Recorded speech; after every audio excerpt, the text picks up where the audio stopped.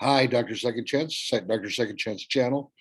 We're going to continue our discussion on coffee, caffeine, and recovery. This is part two. I am a licensed physician, a recovery coach, and a person with 13 and a half years of long-term recovery from alcohol use disorder and substance use disorder. I tell you that I'm a licensed physician just mainly to let you know that I can read articles and figure out what they mean to present the information to you for your consideration. I'm a recovery I mentioned I'm a recovery coach because I've helped a lot of people in their journey of recovery. Don't claim to know everything, but I have learned how to make suggestions and help people consider issues. And ultimately, though, people have to think for themselves and decide for themselves what they want to do, not based on what I want them to do, but what they feel is right for them. And I am also a person in 13 and a half years of long-term recovery. And I tell you that just to let you know, I get it. I've lived the experience. I've dealt with the urges, the problems, the challenges of recovery. There's no BSing with me. I'm not going to talk from a theoretical point of view only. I totally get what the journey's about, and I feel like that helps me make suggestions and have an open mind and continue to search for answers. So with that, the reason I started this series, and it's probably going to be four 6-minute videos, was because online I always am surprised and find remarkable that there is so much bad mouthing of coffee and caffeine amongst people in the process of recovering from drug and alcohol addiction. And so there is so much good information that talks about the profound benefits of coffee and caffeine that I feel like I need to present those findings honestly and openly so that you can decide, if someone tells you, you shouldn't drink a cup of coffee if you're in recovery, what you think of that. There's just been a phenomenal number of meta-analysis that shows the great long-term effects of drinking coffee up to 4 cups a day. In the sports medicine literature, there's all sorts of studies showing that it's great for all kinds of things. And more recently at the American College of Cardiology scientific meeting, they updated just how well coffee and a certain amount of it, like around 4 cups a day, was very good for people that were in the process of dealing with heart issues. So anyways, I have here, I'm just going to read a couple of points. This is from a study from the International Society of Sports Nutrition. It's a position paper on caffeine and exercise performance from 2019, and I'll copy and paste the information at the bottom in the description section. But following with this, the International Society of Sports Medicine did was critically evaluate the available literature up to around 2019. And what they found was the following things. And again, there may be some studies that show some opposite results. That's always the nature of medicine. It's never all studies show just one good thing. That's not how science works. Anyway, so supplementation with caffeine has been shown to acutely enhance various aspects of exercise performance in many, but not all studies. Small to moderate benefits of caffeine use include, but are not limited to, muscular endurance, movement velocity, muscular strength, sprinting, jumping, throwing performance, as well as a wide range of aerobic and anaerobic sport-specific actions.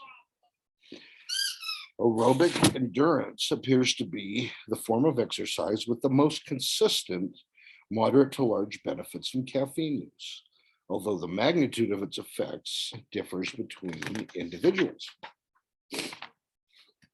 Caffeine has consistently been shown to improve exercise performance when consumed in doses of 3 to 6 milligrams per kilogram body mass. So, like for a 70-kilogram person, that's 200 to 400 milligrams a day of caffeine.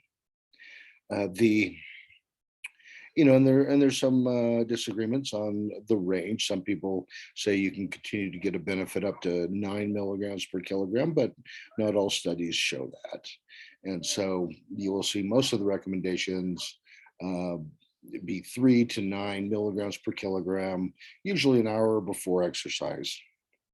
The most commonly used timing, as I just mentioned, is 60 minutes before exercise. However, the optimal timing can depend on the source of caffeine. I didn't know this, but there's caffeine capsules. I get most of my caffeine from coffee, caffeine chewing gum, but also like caffeine mouthwashes. So anyways, some of these other methods might not require as much time. Caffeine appears to improve physical performance in both trained and untrained individuals. So you might think, oh man, which group benefits the most? They both benefit the same. Well, I shouldn't say the same. They both get some benefit. One group may get a slightly different benefit than the other. Individual differences in sport and exercise performance, as well as adverse effects on sleep or feelings of anxiety following ingestion, may be attributed to genetic variation associated with caffeine metabolism and physical and psychological response. Other factors, such as habitual caffeine intake, may also play a role in why different people kind of respond differently. Caffeine has been shown to be ergogenic for cognitive function, including attention and vigilance. And this is true in most individuals. Caffeine may improve cognitive and physical performance in some individuals under conditions of sleep deprivation.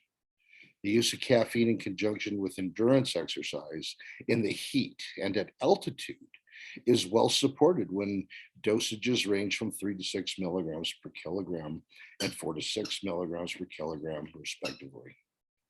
Alternate sources of caffeinated chewing gum, mouth rinses, energy gels, and chews have been shown to improve performance, primarily in aerobic exercise.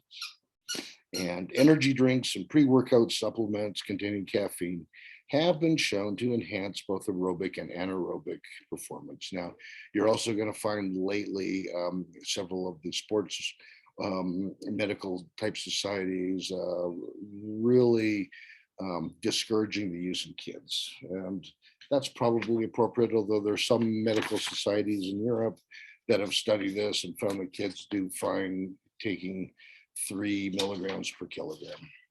But you need to talk to your pediatrician and review that literature yourself to come to a conclusion. What's also interesting is that caffeine can have an effect on occupational performance. And so when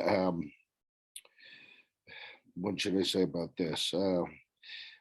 The review of caffeine from a review of caffeine's effects on cognitive, physical, and occupational performance from the Neuroscience Behavioral Review in 2016 does talk about many professions where some additional caffeine has been incredibly helpful, including military, first responders, transport workers, factory shift workers, which require optimal and cognitive function to ensure success, workplace safety, and productivity. And a lot of them have restricted sleep times. And so the use of caffeine has been effective in maintaining physical and cognitive capabilities. Now, what kinds of things are helped mostly? Alertness, vigilance, attention, reaction time, and intention improve, but less consistent effects on memory and higher order executive function, such as judgment and decision making. And so there's lots and lots of studies that show lots of incredible benefits in the sports medicine and occupational medicine type literature. And I will post some of those in the description. My point just is this, and that with anything in life, when it comes to deciding whether you want to take something or not, there's always risks and benefits. And the same is true with caffeine and coffee in recovery. It may profoundly affect some people and not be a worthwhile endeavor. But like so many other things, it really depends on the individual.